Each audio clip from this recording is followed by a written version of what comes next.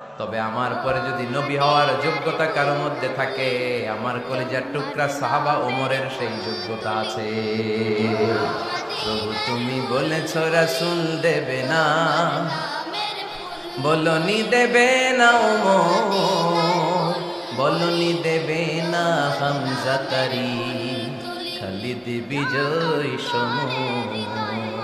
প্রভু তুমি বলেছ রাসূল দেবে না, বলনি দেবে না ওমর, বলনি দেবে না হামজা তারি, খালিদ বিজয় সমর।